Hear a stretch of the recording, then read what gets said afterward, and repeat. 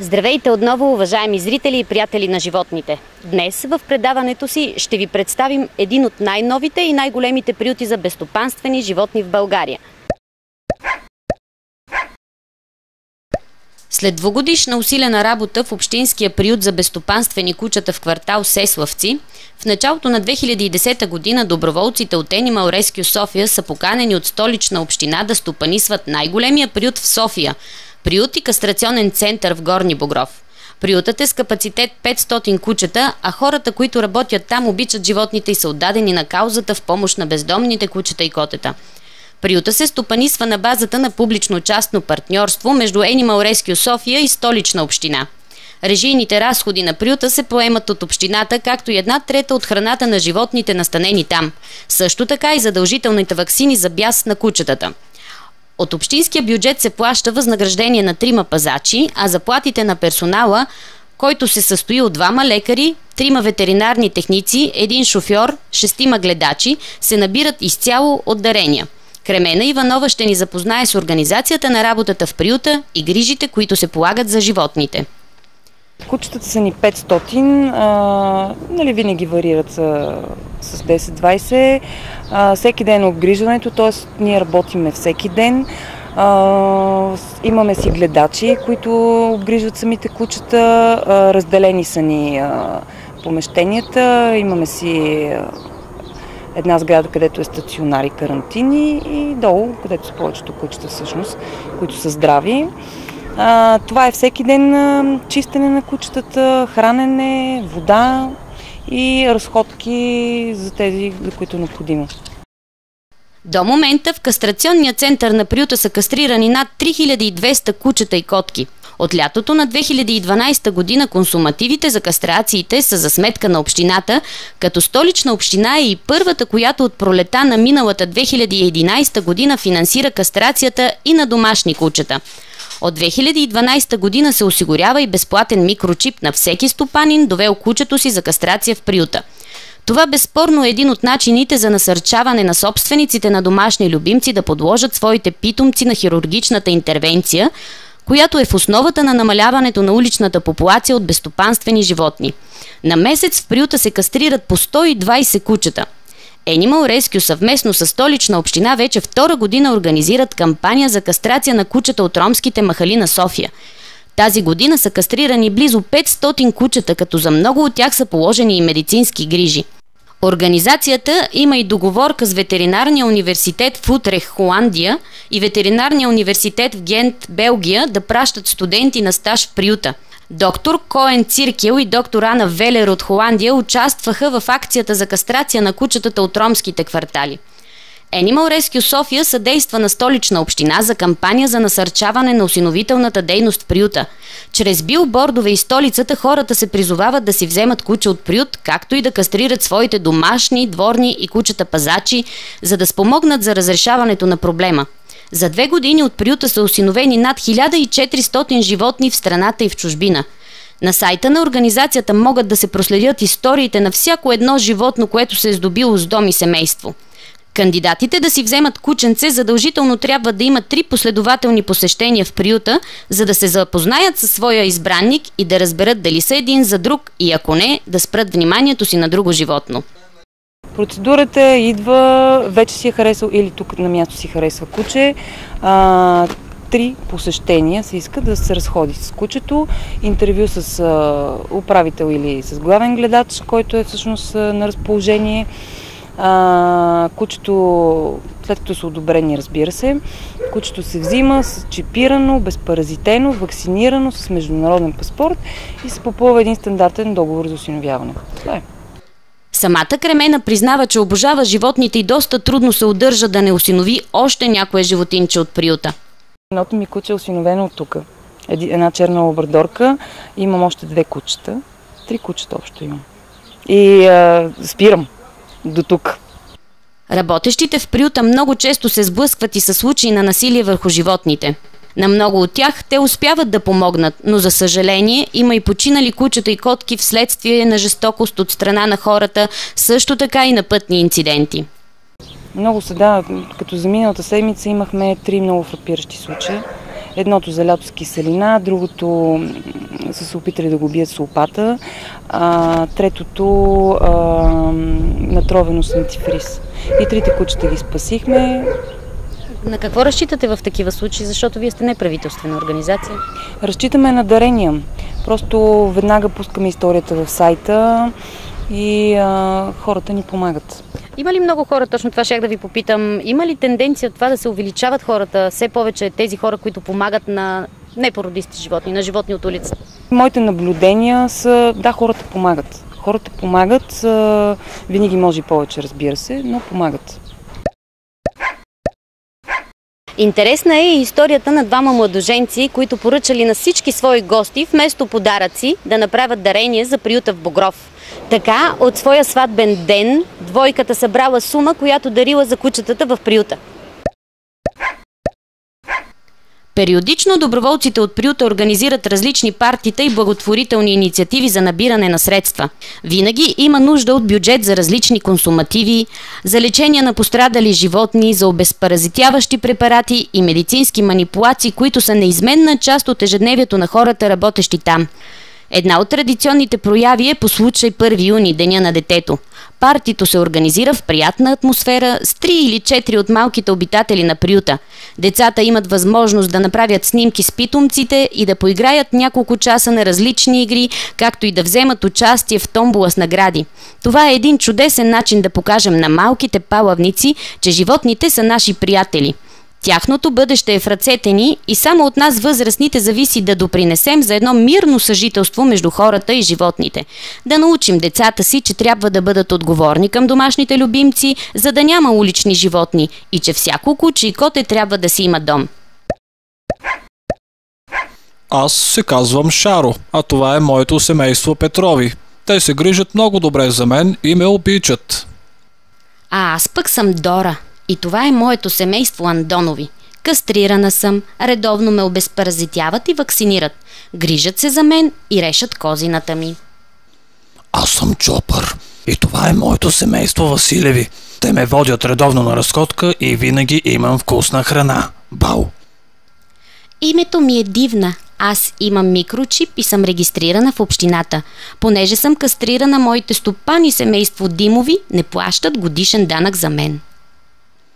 Семейство Искренови са моето семейство. Името ми е Джак. Имам своето уютно легло и редовно ходя в планината на разходки. Стопаните ми ме пускат да тичам само в определените за целта места. Чарли е моето име, а това е моето обичано семейство. Малкият ми стопанин Иво отначало го беше срам да събира моите акита, но после разбра, че така е правилно. Заедно с сръбските партньори по проекта от местна инициативна организация от град Сокобаня имахме удоволствието да разгледаме приюта в Горни Богров за безстопанствени кучета, стопанисван от Animal Rescue София и Столична община. Здравейте, дами! Вие сте от доброволците към проекта. Какви са впечатленията ви от приюта, който посетихме като добра практика? Pa znate kako, mi s ovim susretom kod nas u Sokobanji, to je ipak malo mesto, a azil je zaista ostavio veliki utisak na nas. Ipak je to nešto što mi sad nismo imali prilike da vidimo. Ja sam prvi put videla jedno takvo mesto, azil, i dobar je pokušaj da se sve te životinje sklone s ulica, da se nešto preduzme, jer i u Bugarskoj i u Srbiji imamo veliki problem sa napuštenim kućnim ljubimcima. Кое е нещото, което най-много ви впечатли в този приют? Ono što je najupečatljivije to je da su kapaciteti mali za toliki broj životinja koje vlasnici ostavljaju. Stvarno treba raditi na tome da se vlasnici u buduće obavežu i da se pažljivije ponašaju, da ne izbacuju svoje životinje koje više ne žele da čuvaju na ulici. To je stvarno žalosno. Mi smo se, naši volonteri, a i ja konkretno, smo se prvi put juče suočili i videli ovakav jedan azil za životinje, odnosno prihvatilište. Do sada u Sokobanji toga nema i nemamo u bližoj okolini, znači gradovi Knjaževac, Boljevac, Aleksinac, gradovi u okruženju nemaju takav azil. Ovo je bilo jedno novo iskustvo za nas. Ono što mi znamo, kod nas u Beogradu postoje prihvatilišta koja rade na sličnom principu, A ako se životinja kod nas uhvati, mi imamo inače službu koja to radi i ako uhvate životinju, ako ta životinja ima identifikaciju, oni obaveštavaju vlasnika koji treba da dođe da preuzme, ako ne, onda je voze u Zaječar koji ima neku vrstu prihvatilišta za životinje. Според ръководителя на проекта от сръбска страна Лиляна Иванович, резултатът от информационната кампания е много успешен. Projekat se radi već 11 meseci u Srbiji, u Bugarskoj ovde. Ima pozitivnih efekata. Mi smo radili kampanju, promotivnu kampanju našeg novog zakona o dobrobiti životinja koji je donešen 2010. godine. Međutim, naša javnost nije u potpunosti upoznata sa njime, koja su prava i obaveze. Što je bitno da se kaže obaveze vlasnika životinja i upoređivanjem prakse ovde kod vas u Bugarskoj, obzirom da smo već 3 puta naši volontari su dolazili i imali obuku i kod nas može se reći da ima pozitivnih efekata и sa jedne и sa druge strane. Как самите хора приеха вашата информационна кампания? Ljudi nisu znali, kažem ponovo, nisu znali da je donešen taj novi zakon i što je najbitnije, ne znaju svoje obaveze. Svi se hvataju za prava, ali ne znaju obaveze kakve imaju kao vlasnici domaćih životinja. В Сърбия също е честа практика хората да изоставят поколенията на своите животни. В центъра на Соко баня, който е известно туристическо градче, кучетата намират храна и всяка година броят им нараства. Лиля смята, че е важно хората да разберат, че освен права, имат и задължения като стопани на домашни любимци. Според нейните наблюдения върху проблема с бездомните животни, масовата кастрация е единствения начин за окончателното му разрешаване. Potrebno je, kao što smo videli ovde, mi smo više puta razgovarali i sa vašim i sa našim veterinarskim stručnjacima. Kastracija je jedino rešenje za sada i vraćanje tih životinja na isto mesto da zadržavaju teritoriju, da se taj broj ne bi povećavao. Međutim, to je nešto što ovakvi pokušaj, kao što su nevladine organizacije, nije u mogućnosti da da velikog efekta, već mora da se uključi i lokalna samouprava, sa druge strane da to bude jedna sveobuhvatna akcija i da se to radi u velikom broju i češće. В рубриката Лапи в обектива ще ви представяме историите на спасени от улицата животни. Много от тях и до ден днешен радват своите стопани. Други пък от омразните в България помяри, като с вълшебна пръчица се превръщат в обичани домашни любимци в чужбина. Елате да приберете едно куче, което се разлага по улиците. С тези думи ни се обадиха през 2009 година, за да приберем Балто. Хората, които ни извикаха, казаха, че Балто е за евтаназия. Колко опасно може да бъде невежеството. Когато видяхме Балто за първи път, се ужасихме. Нямаше и следа от някогашната красота, нямаше и спомен от гордостта, с която са известни хъскитата. Може би днес един човек от квартал Калкас ще познае своето куче, което на времето е изхвърлил. Кучето остана при нас за лечение. Дълго време се борихме с упоритата краста, от която страдаше Балто. Много хора се трогнаха от неговата съдба и приятели на животните от София уредиха заминаването му за Австрия. Там се наложи лечението да започне от начало, като за тази цел Балто бе подстриган до кожа.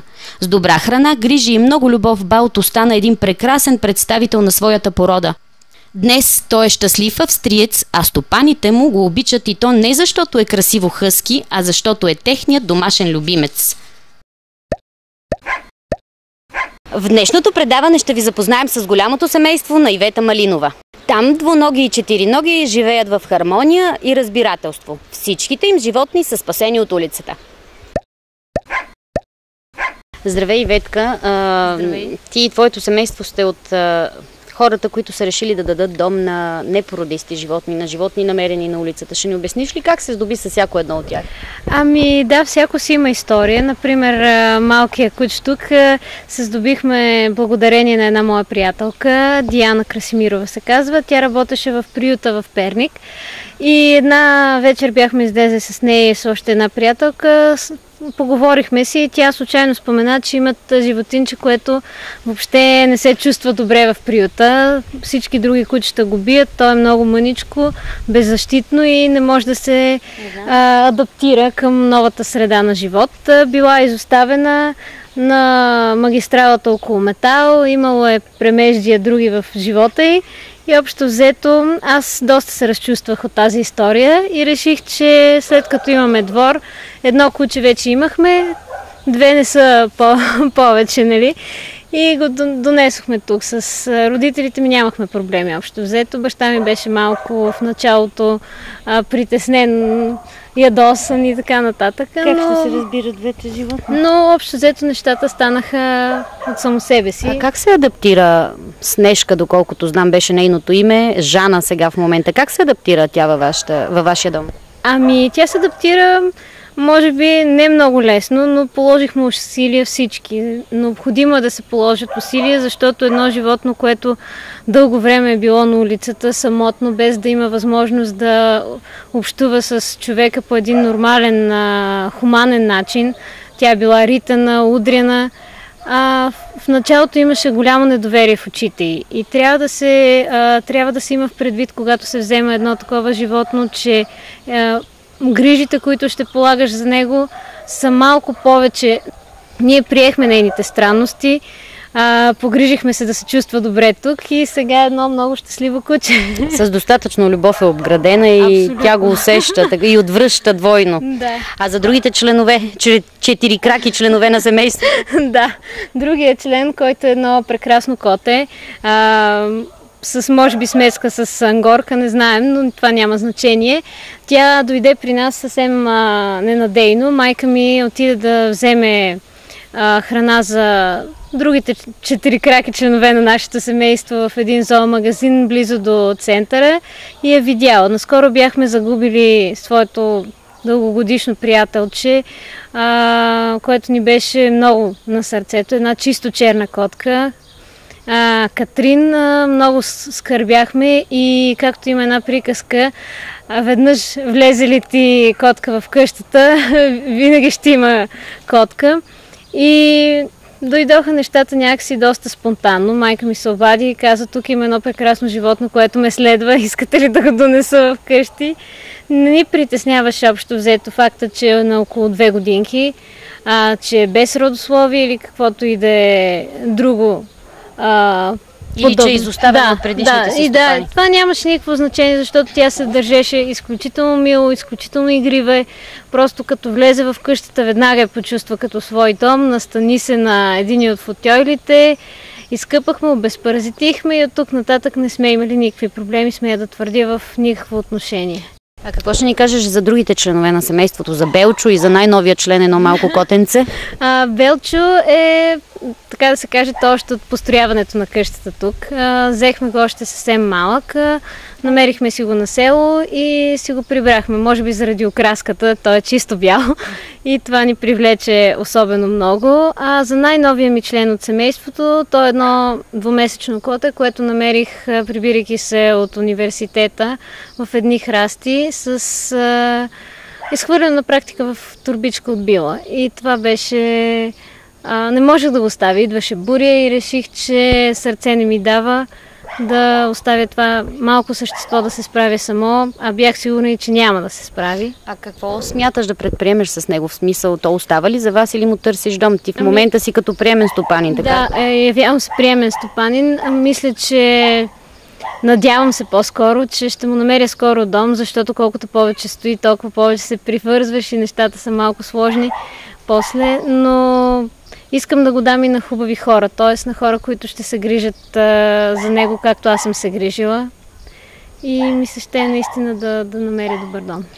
Как се отнасяш и какво мислиш за хората, които са способни да изоставят своя приятел по този начин, по който масово се наблюдава в България?